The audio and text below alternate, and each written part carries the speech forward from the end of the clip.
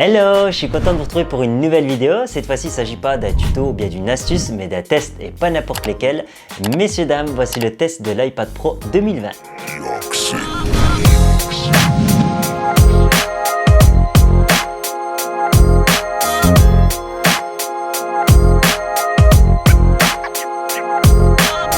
Pour cette vidéo, je vais essayer d'être le plus clair et le plus concis possible. D'une part, pour éviter que vous me zappiez.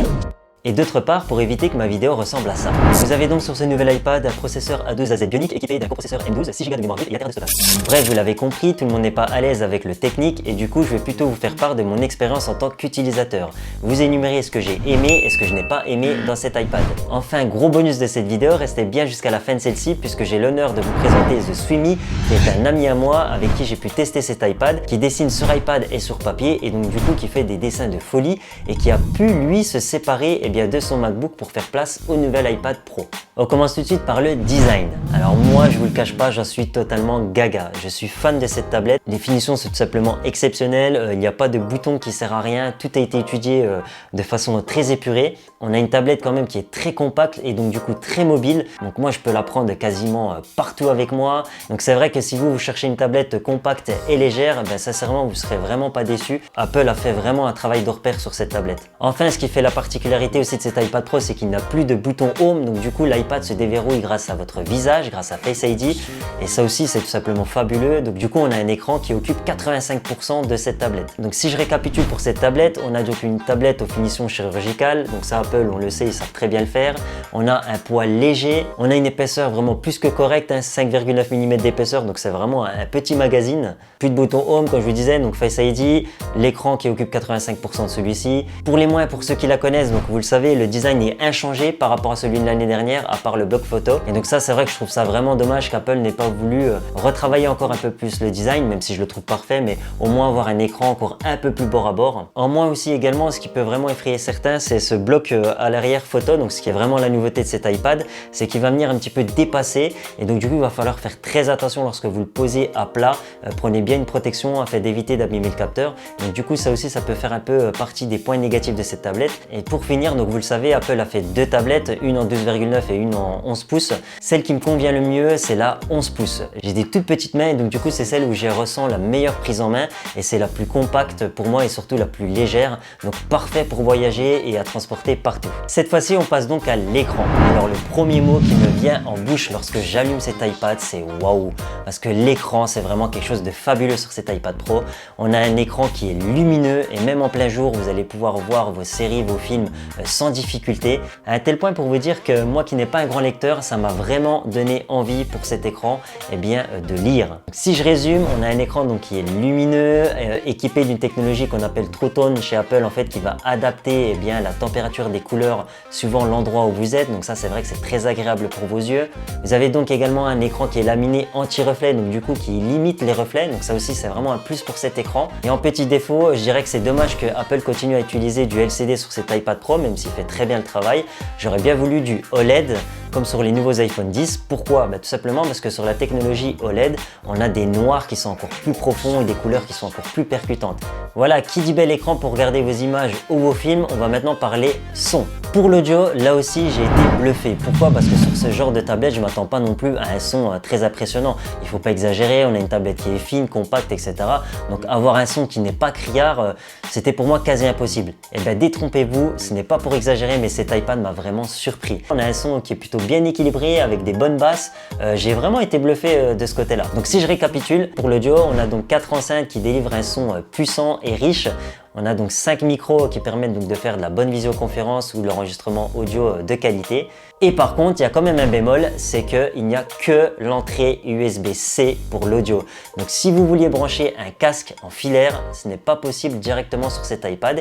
Il va falloir passer à la caisse et acheter un adaptateur puisqu'il n'est pas fourni avec cet iPad pour pouvoir brancher votre casque filaire à l'ancienne. Voilà, si j'ai pu vous rassurer sur la partie design, écran, audio, on est déjà pas mal. On continue tout de suite avec la partie performance. Du coup, c'est pour moi la partie la plus importante de la vidéo puisque vous allez pouvoir déjà vous faire une idée de cet iPad en termes d'OS et de performance. Alors, la première chose que j'ai à vous dire, c'est que tout est très fluide et très rapide sur cet iPad, peu importe l'application que vous allez lancer.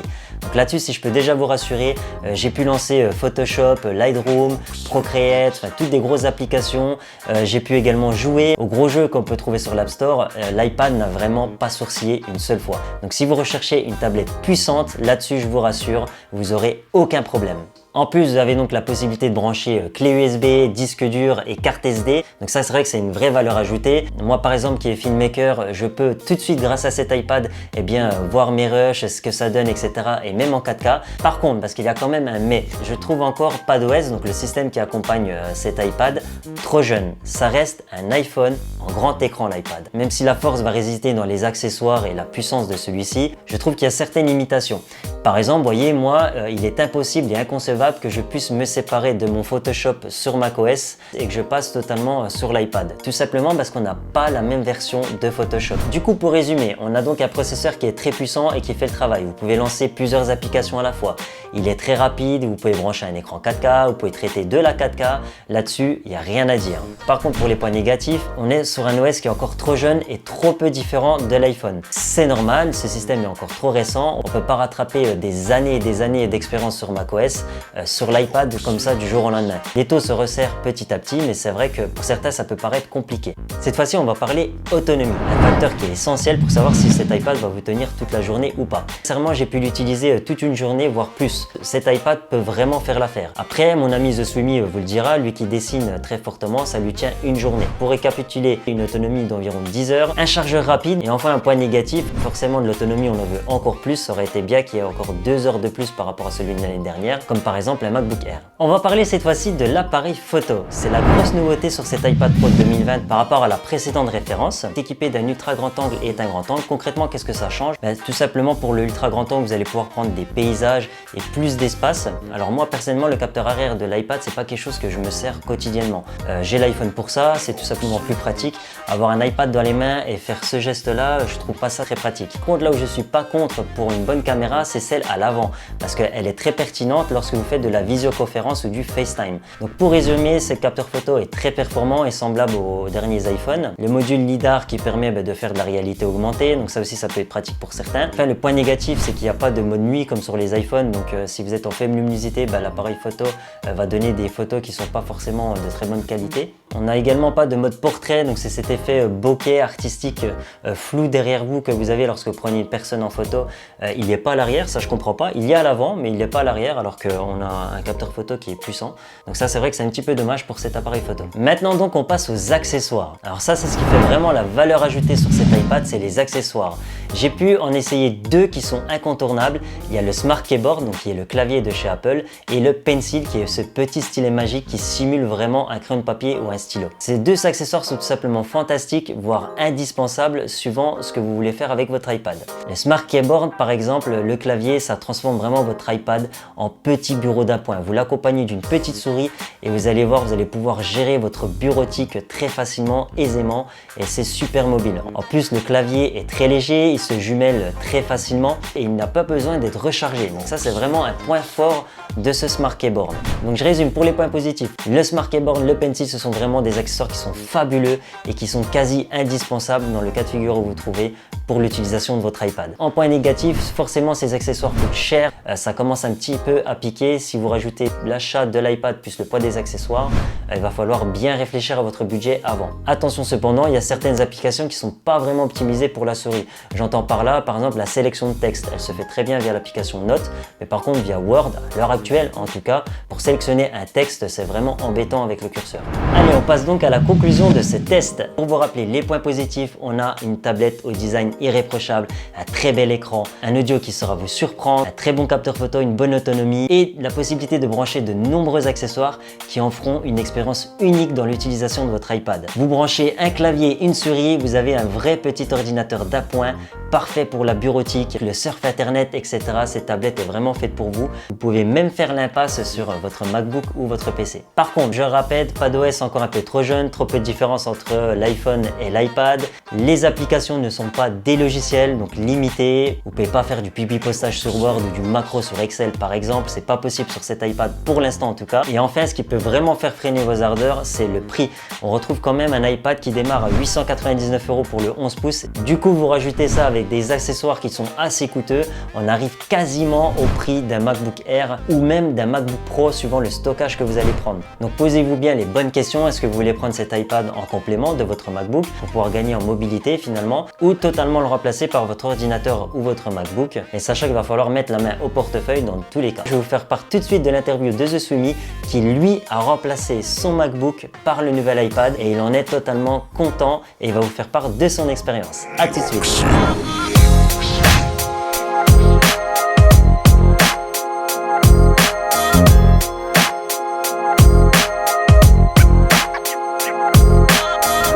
Alors nous voici comme promis avec The Swimmy, donc un artiste qui sait très bien dessiner sur papier et notamment sur iPad. C'est devenu un nouvel outil pour lui pour se perfectionner et d'ouvrir d'autres horizons sur le dessin. Et donc du coup on va en profiter pour que tu nous donnes ton avis sur cette expérience utilisateur. Est-ce qu'il peut remplacer un MacBook ou pas du coup? Alors, premièrement, je dirais oui. Ouais. Donc on va parler sur... en fait, je vais juste parler de trois petits points essentiels. Donc déjà au niveau du design, c'est vraiment incroyable. Il y a une très belle finition. Comme dit, on peut le transporter n'importe où. Ça se tient à une main. Donc franchement, à ce niveau-là... Partie mobile, ça c'est indéniable. Ergonomie, c'est top. Après, au niveau de la fluidité et de la rapidité, pareil. Hein, franchement, il n'y a rien à dire.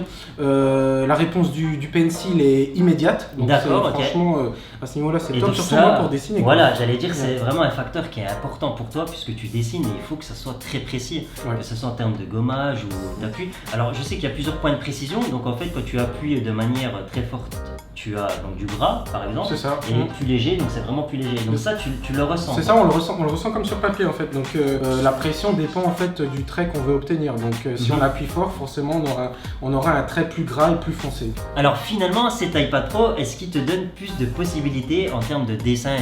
Qu'est-ce qui t'a apporté finalement en plus par rapport à du papier et du crayon traditionnel? Bah, la différence avec le dessin traditionnel, c'est qu'on n'a pas le droit à l'erreur vraiment. Tu vois, on ne peut pas gommer, on peut pas. Enfin, on peut gommer, mais on peut pas revenir en arrière. Donc okay. une fois que le trait est fait, il est fait. Donc la différence avec l'iPad, c'est qu'on peut revenir très loin. On peut vraiment revenir quasiment à la base d'un dessin. Très facilement si vraiment on n'est pas satisfait. Et on peut rajouter des choses à mi-parcours. Donc vraiment, à n'importe quel moment, on peut rajouter des choses qu'on avait oubliées ou qu'on voudrait rajouter par la suite. Quoi. Donc du coup, finalement, cet iPad Pro développe encore un peu plus ta créativité. Parce qu'effectivement, si tu me dis que par exemple, tu dessines un portrait, puis tu te dis, tiens, mais j'aurais dû rajouter... je sais pas moi, un bijou ou autre chose, voilà. Tu peux le rajouter grâce à cet iPad. C'est exactement ça, c'est la différence sur papier. Donc il suffit de rajouter un calque, il suffit de gommer, d'effacer une partie et on rajoute la partie qu'on veut. Donc à ce niveau-là, les possibilités sont infinies. Qu'est-ce que tu en penses d'un point de vue utilisateur lambda, c'est-à-dire pour le surf internet, etc. Est-ce que tu penses que du coup ça peut remplacer ton MacBook? Moi je pense que hors dessin, je suis un utilisateur tout à fait lambda. Donc je l'utilise vraiment que sur internet et sur les réseaux et sur YouTube par exemple. Donc à ce niveau-là, je ressens absolument aucun manque. Tu vois, j'étais sur MacBook effectivement il y a un an et moi je ressens aucune limite. L'iPad m'offre exactement les mêmes possibilités. Ce que tu souhaites en fait. Voilà, donc pour moi c'est tout à fait suffisant. Donc finalement, toi tu es globalement très satisfait de cet iPad. Absolument au top. Voilà, j'espère que cette vidéo vous a plu. Si c'est le cas, je compte sur vous pour mettre un j'aime, pour partager. Allez voir ici également la page Instagram de The Swimmy. Vous verrez, il fait des dessins de malade mental. Ça nous donnera de la force bien entendu. Et puis on se retrouve bientôt pour une nouvelle vidéo. Et surtout, abonnez-vous. Ciao ciao. Et ça c'est moi qui le fais.